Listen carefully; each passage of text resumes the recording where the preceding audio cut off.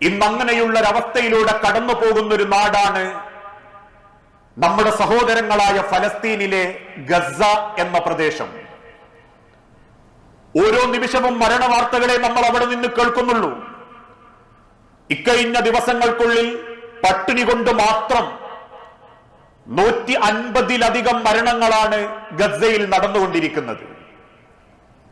അതിൽ തന്നെ 80-ലധികം മക്കളാണെന്നും മക്കൾക്ക് എന്ത് കഴിക്കാൻ കൊടുക്കുമെന്ന വേവലാതിയിൽ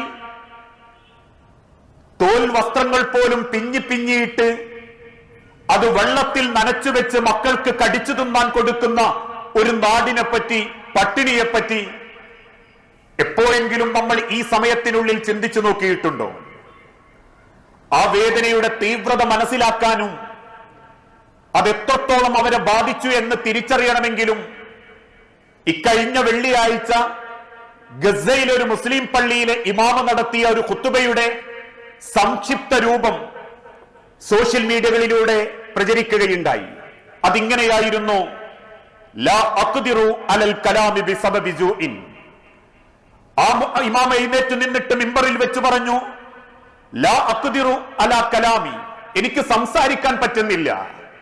ബിസബബിൽ ജൂഇ, വിശപ്പ് കൊണ്ട് എനിക്കൊരക്ഷണം പോലും നിങ്ങളോട് സംസാരിക്കാൻ സാധിക്കുന്നില്ല.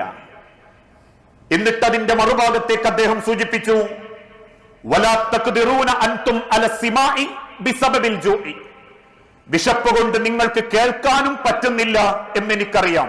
അതുകൊണ്ട് അഖ്മി സ്വലാത്ത്, എഴുന്നേൽക്കൂ, നമുക്ക് വേഗം നമസ്കരിക്കാം. ഒരു പട്ടിണിയുടെ വിശപ്പിന്റെ തീവ്രതയാണ് ഒരു ജുമയുടെ ലഘുവായ രൂപത്തിൽ ഈ ലോകത്തേക്ക് അദ്ദേഹം പ്രചരിപ്പിച്ചത്.